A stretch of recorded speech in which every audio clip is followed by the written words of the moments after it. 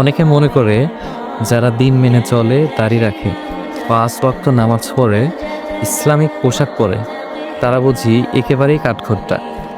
তাদের জীবনে ভালোবাসা, রোম্যান্স, আবেগ এসবের কোনো স্থান নেই। কিন্তু এই ধারণা কতটা সত্য? আসলে রোমান্টিকতা মানে যদি হয় ভালোবাসা প্রকাশ, যত্ন নেওয়া, অনুভব করা এবং প্রিয়জনকে মূল্য দেওয়া, তাহলে দিনদাররাই তো আসল রোমান্টিক। আমাদের প্রিয় নবী হযরত মুহাম্মদ সাল্লাল্লাহু আলাইহি ওয়াসাল্লাম ছিলেন সবচেয়ে উত্তম স্বামী। তিনি স্ত্রীদের প্রতি অসম্ভব ভালোবাসা প্রকাশে কখনো কার্পণ্য করতেন না। তিনি দিনের প্রতি খুবই যত্নশীল ছিলেন। তিনি স্ত্রীদের নাম ধরে ডাকতেন, তাদের সঙ্গে গল্প করতেন, এমনকি দৌড় প্রতিযোগিতাও করতেন।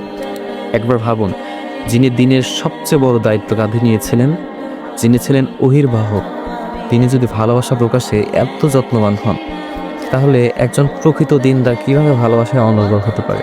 আসলে সমস্যা হলো আমরা রোমান্টিকতা বুঝি শুধু সিনেমার চোখে, যেখানে প্রেম মানে চোখের জল, চিঠি, গান, হাত ধরা, সারাদিন ফ্রি মিক্সিং অভ্যস্ত, কিংবা সারা রাত ফোনে কথা বলা। কিন্তু ইসলাম ভালোবাসাকে দেখেছে আরও গভীরভাবে, আরও ভাবসম্পন্ন এবং দৃষ্টিভঙ্গি থেকে, যেখানে ভালোবাসা মানে সম্মান, দায়িত্ব, আদর এবং সবচেয়ে গুরুত্বপূর্ণ আল্লাহর জন্য ভালোবাসা। তাই হ্যাঁ, দিনদার ছেলেরা রোমান্টিক হয়, তবে তাদের রোমান্সে থাকে পরিশুদ্ধতা, নৈতিকতা আর আল্লাহর সন্তুষ্টির খোঁজ।